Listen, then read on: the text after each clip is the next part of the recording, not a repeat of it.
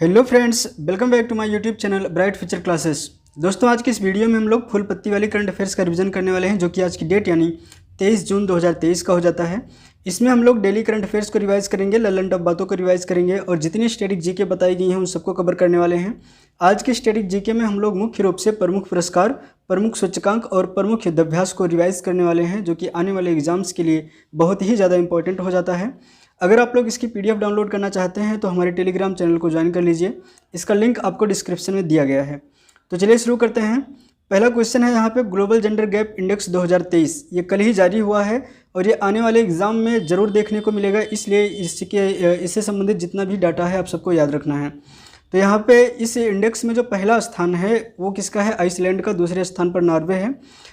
इस इंडेक्स में अगर हम भारत के स्थान को देखें तो 127वां है और 2022 में जब आया था ग्लोबल जेंडर गैप इंडेक्स तो उसमें भारत का स्थान 135 था। यानी 2022 के हिसाब से देखा जाए तो 2023 में 8 अंकों का सुधार हुआ है।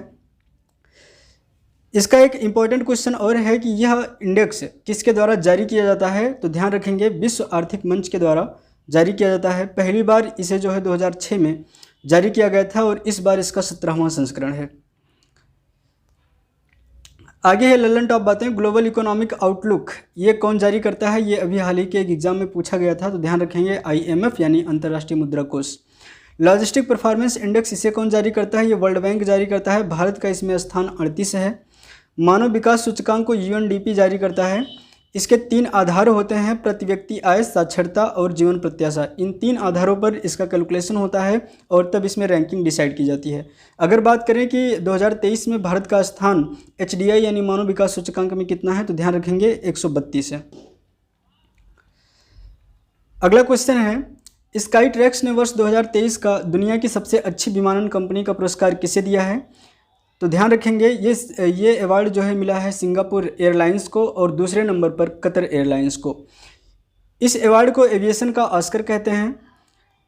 और इसी से संबंधित कुछ रिलेटेड डेटा और याद रखना है आपको। एयरबेस से 500 एयरक्राफ्ट का ऑर्डर अभी किसने दिया? हाल ही में, परसों की ये बात है, इंडिगो ने दिया है। शिवमोगा एयरपोर्ट कहाँ है? कर्नाटक में। और मोपा एयरपोर्ट ये कहाँ है? गोवा। इसका हाल ही में नाम बदला गया और क्या रख दिया गया? मनोहर पर्रिकर एयरपोर्ट। तो इसे भी आपको ध्यान रखने की ज़रूरत है। अगला क्वेश्चन है, अंतर्राष्ट्रीय ओलंपिक समिति द्वारा किसे ओलंपिक ऑर्डर से सम्मानित किया गया है? तो आंसर हो जाएगा डॉक्टर टेड्रोस। ये जो है WHO के महानिदेशक हैं और इनको यह अवार्ड इसलिए दिया गया है क्योंकि इन्होंने कोविड-19 के समय में ओलंपिक कराया था और इस योगदान के लिए इनको यह अवार्ड दिया गया है। बात करते हैं WHO की, तो इसकी स्थापना 7 अप्रैल 1948 को हुई थी और इसका हेडक्वार्टर जिनेवा में है। और अंतर्राष्ट्रीय ओलंपिक समिति का जो हेडक्वार्टर है ये लुसान स्विट्जरलैंड में है। ओलंपिक दिवस कब मनाते हैं? तो 23 जून को मनाया जाता है, ये भी याद रखेंगे। 33वां ओलंपिक 2024 में कहाँ ये होगा? पेरिस में। टोक्यो ओलंपिक में भारत का पदक तालिका में स्थान कौन सा था? तो ये था 48वां और भारत ने इस ओलंपिक में 7 पदक जीते थे। अगला क्वेश्चन है, 200 अंतर्राष्ट्रीय मैच खेलने वाले पहले फुटबॉलर कौन बन गए? तो ये हैं क्रिस्टियानो रोनाल्डो। इन्होंने जो अपना 200वां मैच खेला है किसके खिलाफ खेला है? आइसलैंड के। और विश्व में सर्वाधिक गोल करने वाले ये एकमात्र खिलाड़ी हो जाते हैं। इन्होंने 123 गोल किया है। सर्वाधिक गोल के मामले में भारतीय फुटबॉलर सुनील छेत्री किस स्थान पे हैं? चौथे स्थान पे। फीफा वर्ल्ड कप 2022 में गोल्डन बूट का अवार्ड किसको मिला था? ये किलियन एम्बापे को मिला था, जबकि गोल्डन बॉल लियोनेल मेसी को मिला था। बैलन डी ओर अवार्ड 2023 यह सम्मान किसको मिला है? तो यह भी लियोनेल मेसी को मिला है। अगला क्वेश्चन है, संयुक्त राष्ट्र लोक सेवा दिवस यह कब मनाया जाता है? 23 जून को मनाया जाता है। पहली बार 2003 में मनाया गया था। दुनिया भर के लोक सेवकों को प्रोत्साहित करने के लिए यह दिवस मनाया जाता है, जो सिविल सर्वेंट होते हैं। और यह किसके द्वारा मनाया जाता है? तो ध्यान रखेंगे इकोसोक। यह 1945 में स्थापित किया गया था। अगर बात करें राष्ट्रीय लोक सेवा दिवस कब मनाया जाता है, सिविल सर्वेंट डे, तो ये 21 अप्रैल को मनाया जाता है। सिविल सेवा का जनक किसे माना जाता है? कॉर्नवालिस को। और अखिल भारतीय सेवा का उल्लेख किस आर्टिकल में है? तो ध्यान रखेंगे 312 में, जबकि UPSC यानी संघ लोक सेवा आयोग का जो उल्लेख है ये आर्टिकल 315 में है और वर्तमान में मनोज सोनी इसके अध्यक्ष हो जाते हैं। अगला क्वेश्चन है, भारतीय सेना द्वारा अग्नियस्त्र 1 सैन्य अभ्यास का आयोजन कहाँ किया गया? तो ये लद्दाख में किया गया है। एक सैन्य अभ्यास और किया गया था बुलंद भारत, ये कहाँ पर? अरुणाचल प्रदेश में। अब यहाँ पे कुछ युद्धाभ्यास हैं जिनको ध्यान रखने की ज़रूरत है और ये बहुत ही ज़्यादा इंपॉर्टेंट है।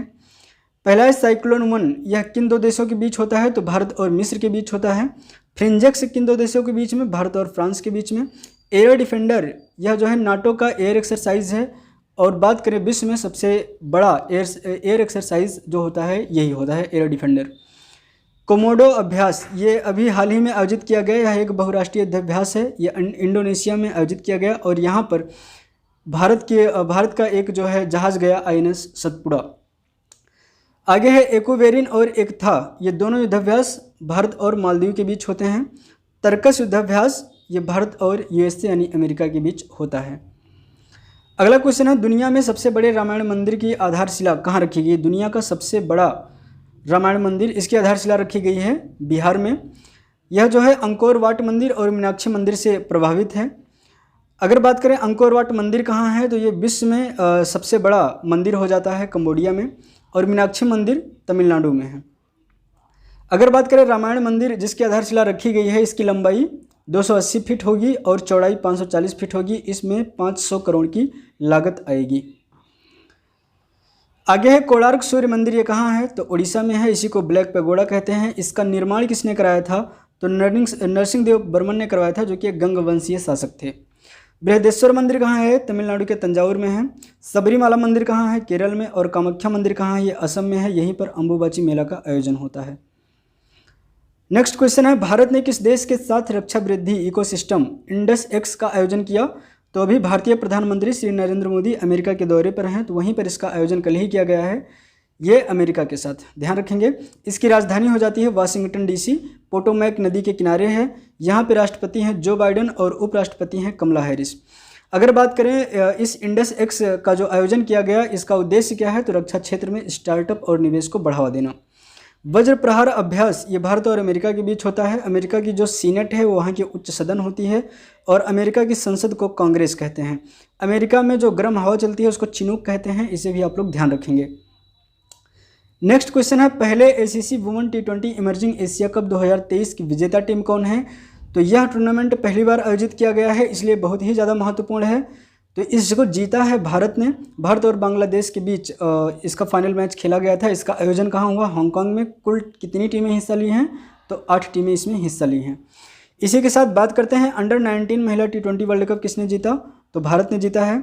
MPL यानी महिला प्रीमियर लीग जो हुआ है पहली बार इंडिया में, इसे किसने जीता? मुंबई इंडियंस ने जीता है। और नेत्रहीन महिला टीम की कप्तान कौन है? ये सुषमा पटेल हैं। अगला क्वेश्चन है, उच्च शिक्षण संस्थानों की छात्राओं के लिए ट्रांसपोर्ट वाउचर स्कीम, यह किस राज्य सरकार ने प्रारंभ किया है? तो राजस्थान ने। इसमें बस का किराया सरकार देगी। और राजस्थान से कुछ और योजना है, जैसे कि चिरंजीवी स्वास्थ्य बीमा योजना, इसको आप लोग याद रखेंगे। 52वां टाइगर रिजर्व यानी रामगढ़ विषधारी, ये राजस्थान से ही संबंधित है। और स्वास्थ्य का अधिकार देने वाला पहला राज्य सरकार जो है वो राजस्थान ही है। आगे अमित शाह ने अहमदाबाद में trade I garden people's park का किया उद्घाटन, तो ये भी आप लोग ध्यान रखेंगे। अब हम लोग पिछले दिन का करंट अफेयर्स रिवाइज करते हैं। जर्मन बुक ट्रेड का शांति पुरस्कार किसे दिया गया है? तो ध्यान रखेंगे सलमान रुश्दी को। चीनी कंपनी अलीबाबा के नए CEO कौन बने हैं? एडी बू बने हैं। हुरून इंडिया रिपोर्ट 2022 के अनुसार भारत की सबसे मूल्यवान प्राइवेट कंपनी कौन है? तो ये रिलायंस ग्रुप हो जाती है। समलैंगिक विवाह को मान्यता देने वाला मध्य यूरोप का पहला देश कौन बन गया? एस्टोनिया बन गया, यह एक बाल्टिक कंट्री है। शाकाहारी डायनासोर गोन कोकेन गैनोई के अवशेष कहाँ मिले हैं? तो ये चिली के पेंटागोनिया में मिले हैं। आगे इसमें जेनकोवैक OM वैक्सीन या ओमिक्रॉन वेरिएंट का वैक्सीन हो जाता है, इसे किसने बनाया है? तो जिनेवा ने बनाया है। भारत किस देश को INS कृपाण उपहार में देगा? तो वियतनाम को देगा। फिनलैंड का नया PM किसे चुना गया है? पेटेरी ओरपो को। पर्यटन को बढ़ावा देने के लिए योग का उपयोग करने वाला पहला देश कौन बन गया? ओमान। और ये अति संभावित प्रश्न जो आने वाले एग्जाम्स में आपको देखने को मिल जाएंगे। कांस फिल्म फेस्टिवल में सर्वश्रेष्ठ निर्देशक का पुरस्कार किसे मिला है? तो ये मिला है त्रान आन हंग को। तो हमारा ये सेशन यहीं पर समाप्त होता है। अगर आप लोग चैनल पर नए हैं तो चैनल को सब्सक्राइब कर लीजिए, बेल आइकन को प्रेस कर लीजिए ताकि वीडियो की नोटिफिकेशन सबसे पहले आपको मिले। तो मिलते हैं नेक्स्ट वीडियो में, तब तक के लिए bye bye, take care, thank you so much.